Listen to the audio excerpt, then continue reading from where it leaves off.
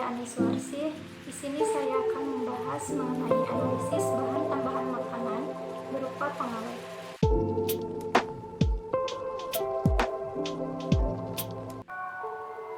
Bahan tambahan pangan merupakan bahan yang ditambahkan ke dalam pangan untuk mempengaruhi bentuk dan sifat dari pangan tersebut. Adapun yang akan dibahas pada kali ini yaitu mengenai analisis bahan tambahan pangan berupa pengawet makanan.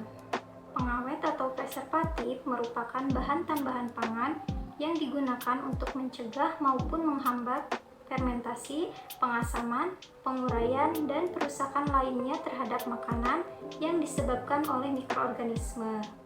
Berbagai faktor yang dapat mempengaruhi kerusakan pangan, diantaranya yaitu suhu, kadar air, oksigen, pH, relative humidity, dan water activity.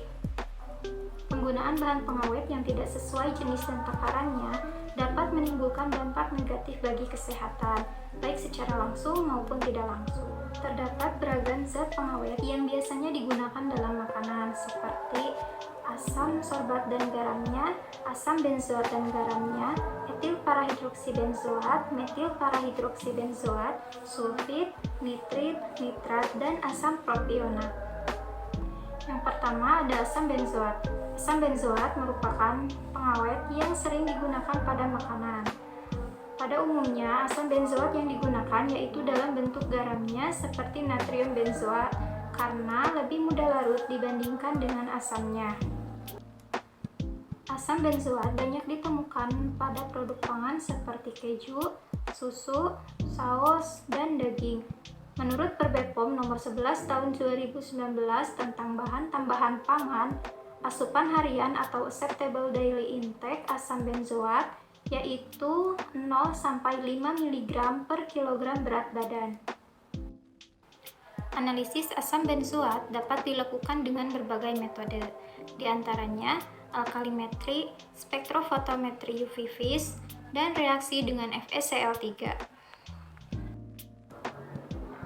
Alkalimetri merupakan suatu teknik analisis untuk mengetahui kadar keasaman suatu zat dengan menggunakan larutan basa sebagai standar. Prinsip dari metode ini yaitu menetapkan garam alkali dari asam dengan merubah garam tersebut menjadi asam dengan penambahan asam kuat berlebih. Reaksi yang terjadi yaitu natrium benzoat diasamkan dengan HCl berlebih sehingga terbentuk asam benzoat dan garam NaCl. Kemudian, asam benzoat ditambahkan dengan indikator fenolftalein dan dititrasi menggunakan larutan natrium hidroksida. Volume dicatat dan dihitung kadarnya. Yang selanjutnya yaitu spektrofotometri UV vis. Asam benzoat mempunyai gugus kromofor yang dapat menyerap sinar ultraviolet, sehingga dapat dianalisis menggunakan spektrofotometer UV vis. Analisis kualitatif asam benzoat dengan metode ini dilakukan dengan membandingkan spektrum analit yang diuji dengan spektrum standar asam benzoat. Penentuan kadar asam benzoat dilakukan dengan pembuatan kurva baku standar asam benzoat. Nilai panjang gelombang maksimal yang digunakan yaitu 280 nanometer. Dalam air, natrium benzoat akan mempunyai panjang gelombang maksimal 225 nanometer. Adanya perbedaan nilai panjang gelombang maksimal analisis disebabkan oleh perbedaan pelarut yang digunakan. Selanjutnya yaitu reaksi dengan FeCl3 atau ferriklorida. Asam benzoat dapat dideteksi dengan menambahkan suatu reaksi ferriklorida. Adapun reaksi yang terjadi yaitu ketika asam benzoat ditambahkan dengan ferriklorida 0,5%, maka akan terbentuk endapan ferribenzoat yang berwarna salmon. Yang selanjutnya yaitu natrium tetraborat. Natrium tetraborat atau lebih dikenal dengan boraks merupakan senyawa berbentuk padat dan jika larut dalam air maka akan menjadi natrium hidroksida dan asam borat atau H3BO3. Menurut Food Standard Committee atau FSC, pengawet boron tidak diizinkan karena bersifat kumulatif atau menimbulkan efek dengan penambahan yang berturut-turut. Boraks dapat dideteksi dengan cara menguji nyala api dari suatu sampel. Boraks yang dipijarkan pada suhu 800 derajat Celcius akan terurai menjadi logam boron, kemudian dilarutkan dengan asam sulfat pekat dan alkohol yang nantinya akan menandakan adanya boraks, di mana warna nyala api akan berwarna hijau dengan persamaan reaksi sebagai berikut. Yang ketiga yaitu formalin. Formalin mengandung sekitar 37% formaldehid di dalam air, biasanya ditambah dengan metanol hingga 15% sebagai pengawet. Formalin merupakan salah satu zat tambahan makanan yang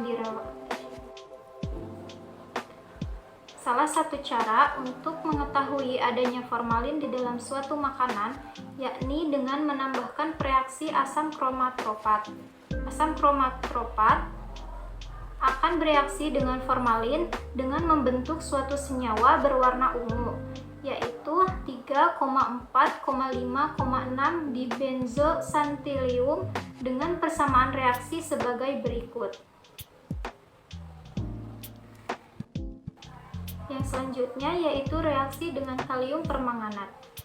Sampel ditambahkan 1 tetes larutan kalium permanganat 0,1 N dan diaduk hingga homogen.